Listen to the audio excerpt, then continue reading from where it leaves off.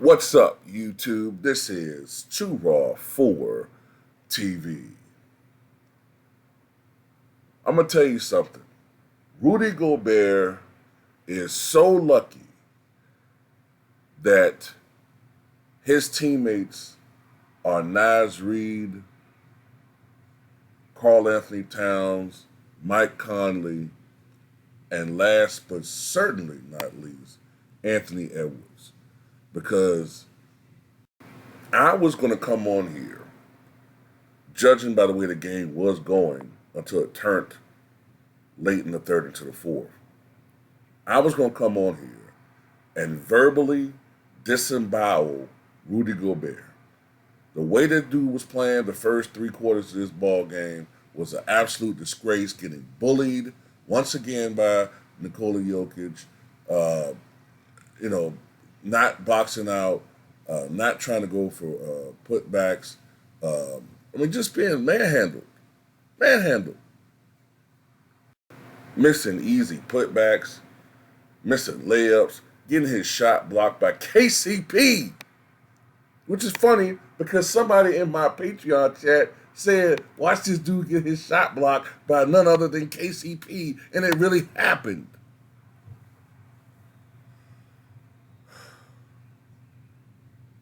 But even a bum looks up every once in a while. And Rudy Gobert knocked down a lucky 20-footer, So there's that. But other than that, man, he played a little bit better in the fourth quarter for spurts. But, man, what turned this game both times, in my opinion, is when they sat Rudy Gobert ass down and put in Nas Reed and took Rudy Gobert off of Nikola Jokic and put Karl-Anthony Towns and or Nas Reed toward the end. They both guard him better than the so-called. This is the thing. Look, I don't agree with much of whatever the hell Draymond Green says, but he made an excellent point when he said, you can't be really, more or less, this is what he said, you can't be the real defensive player of the year when you can't guard the other team's supposed best player. You can't. That's like he made a point. That's like Gary Payton winning Defensive Player of the Year back in 95, 96. But then saying, well, look, man, I can't guard Michael Jordan. Nate, you're going to have to guard him. I say Nate, I mean Nate McMillan. You got to guard him, man. I can't guard Michael. What? Come on, man. But look, this is a sign of a championship level team when the best player on that team, Anthony Edwards, goes something like 6 for 24 and they win. Keep in mind, if that sounds familiar, Kobe Bryant went 6 for 24 in Game 7 of the 2010 NBA Finals, and they still found a way to win because other players stepped up. And that's a sign of a championship level team when other players step up on that team. Now remember something. Minnesota was number one in the NBA in defense for a reason. This is the third time in this series that they kept Denver, who was known as a high-octane team, right? This is the third time this series that they kept Denver under 83 points. They beat them 4 times. So they've been shutting down Denver this entire series, if you really look at it. One game, Denver only scored 80 points. The other game, when they beat them, they scored 70. And this game, I believe, was, 83? Let me make sure that. No, 90, excuse me. 90. I was wrong. Okay, they got some garbage points at the end. So let me change that up. I was wrong. So they kept Denver under 90 points or less 3 times in this series. 3 times. In today's NBA, when teams are averaging 115, 116 points, some teams 120 or more, that's big. That's big. Also, I got to say in this video, shout out to Karl-Anthony Towns, man, because Karl-Anthony Towns is a guy that I've not really been big on. Karl-Anthony Towns is a dude that I've been saying, like, look, man, bro, you have these great games offensively in the regular season, 28, 30, 40. The guy's even scored 60 twice. 60 points twice in his NBA career. But for some reason, in the postseason, he has not gotten it done. He doesn't show the same effort in the past. He used to be a defensive liability at times. I just wasn't sold on this guy. But he sold me today. He sold me. He stepped up in a game 7. When you need a guy like him to step up, he was their best all-around offensive player. Well, I would say just about their best all-around player tonight. 23 points for Karl-Anthony Towns, 12 rebounds, 2 assists, 2 steals, 1 block shot, 8 of 14 from downtown. Didn't shoot that well, 8 of 14 from the field. Didn't shoot that well from downtown, but was 6 of 6 from the line. Shout out to him. Mike Conley, 10 points. Only shot 3 of 10 from the floor, but he was 3 of 5 from downtown, and he had 8 rebounds, 4 assists, 2 steals. As I said, Ant only went 6 of 24 from the floor, 16 points. But Ant did have 8 rebounds, 7 assists, 2 steals. So while he wasn't getting it done on the offensive end, one thing that I will say about him this game that was sort of Kobe-esque, that was sort of Jordan-esque, is even when those guys were not scoring, as he alluded to in that post game, they get it done in other ways to help the team. On defense, we saw Karl-Anthony Towns. Excuse me. We saw Anthony Edwards. I don't know why sometimes I interchangeably say their names. I'm thinking Ant, but I'll say Cat. I'm thinking Cat, but I'll say Ant's name. But anyway, you saw how Anthony Edwards, even though offensively he didn't have a great game, on defense he was getting steals, the breakaway. And even though he only made 6 shots down the stretch, when he was starting to get into a little bit of rhythm, those shots were big. That big corner 3 that he made to make it a 10-point game. The breakaway dunks. I think he had 2 breakaway dunks. So 3 of those 6 baskets were signature key momentum changing shots. You know what I'm saying? So even though he missed 18 out of 24 shots, that's why you can't just look at a box score. You got to look at these games to kind of get a glimpse of what these guys are doing. Sometimes a guy can go 6 for 24, but those buckets that they make are big. They come in a crucial run. You know what I'm saying? So shout out to Anthony Edwards on that one. Nas Reed, the reigning 6th man of the year, he deserves that award. He deserves it, man. He was big for them. And when the coach got the good sense to sit Rudy Gobert's ass down and put in Nas Reed, we saw what happened. 22 minutes, 11 points, 2 blocks, 4-7 shooting from the floor, 4 rebounds, 2 offensive rebounds. One of those offensive rebounds was an amazing putback slam by Nas Reed. You know what I'm saying? I'm glad that they got what's his name? Alexander Walker the hell up out of the game. He didn't do nothing, scoreless, 11 minutes, 0-6 from the floor, 0-5 from downtown. And too is useless in my opinion. Kyle Anderson. Those 2 dudes are useless. They should trade them dudes in the offseason. But anyway, it was their defense, man. Their defense. Jamal Murray had 24 points in the first half, 11 in the second half.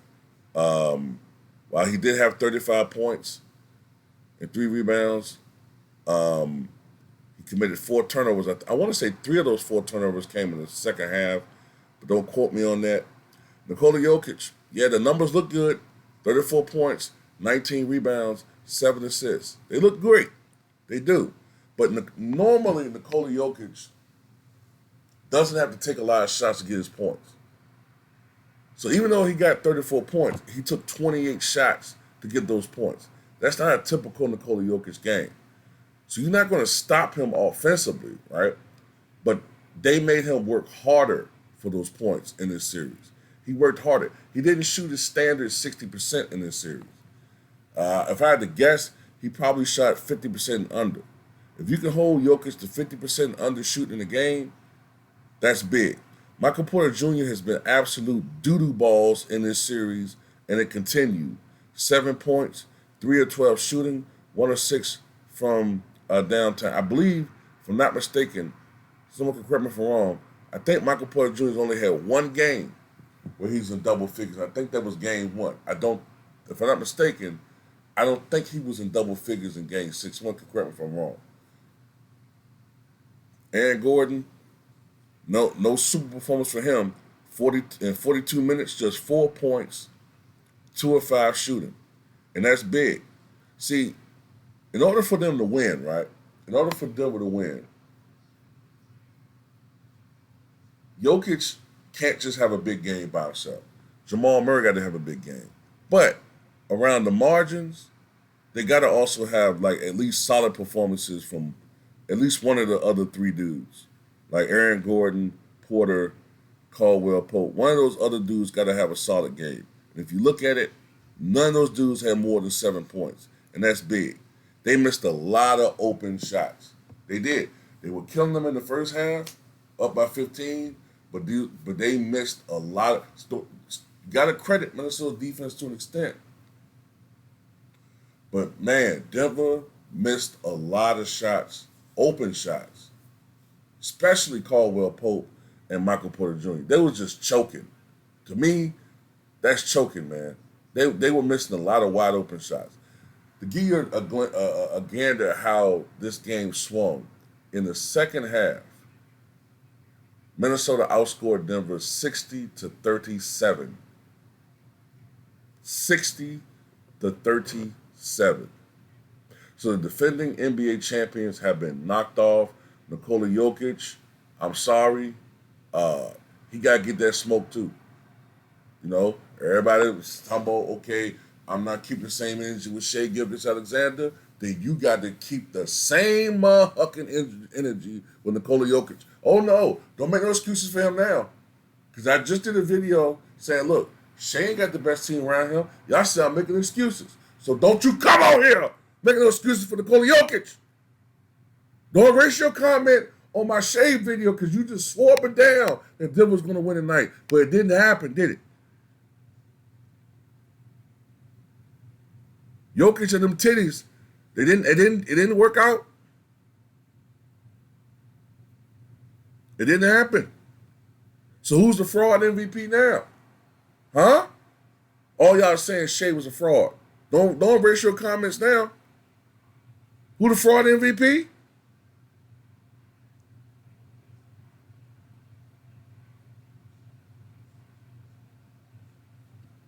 Who the fraud? Look like to me it should have went to goddamn Ant. Jokic up out of here. The greatest center ever. The greatest offensive center ever. Get this client. Get that dude up out of here, man. He disappointed me, man. And Tiki is right. The last minute and a half of that game, Denver quit. Denver quit. Nikola Jokic got timid in the last few minutes of the game. He wasn't bullying. See, it's funny. He knew that he could bully Rudy Gobert. Rudy Gobert ain't got no heart like that. But it's funny, Cat, a dude that can move his feet and can actually guard Jokic, struggled.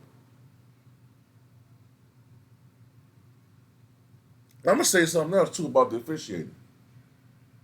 One of my subs brought this up before I end this video. I gotta mention this. It's funny that Nikola Jokic can be aggressive against Rudy Gobert, right? Back him down, be aggressive, and don't nothing get called. But when Cat try to be aggressive against Jokic, it's a foul. You know what I'm saying? But we ain't gonna talk about that. You know, we gonna leave that one alone. But shout out to Minnesota going to the Western Conference Finals against Luka Doncic and the Dallas Mavericks. And to me, I think that Minnesota has the superior team, and I wouldn't be surprised if Minnesota wins that series in 6. But to be quite honest with you, unless Kyrie Irving is really having a strong series, I wouldn't even be surprised if that series will only win 5. So, in closing, let me say this. If Karl-Anthony Towns and the Minnesota Timberwolves win a championship this year, I don't want to hear no more LeBron fans talking about at age 22, LeBron did this, LeBron did that, LeBron did this. Because Karl-Anthony Towns would have already passed up something that LeBron couldn't do. And that's what he's already led a team to a conference finals. So there's that. But if he wins a championship, I don't want to hear no more about what LeBron did at age 22 because he failed. You know what I'm saying? But anyway, shout out to Karl-Anthony Towns, Anthony Edwards, and the Timberwolves for beating Big Titty Jokic, the fake MVP, and Jamal Murray and the Nuggets. Salute.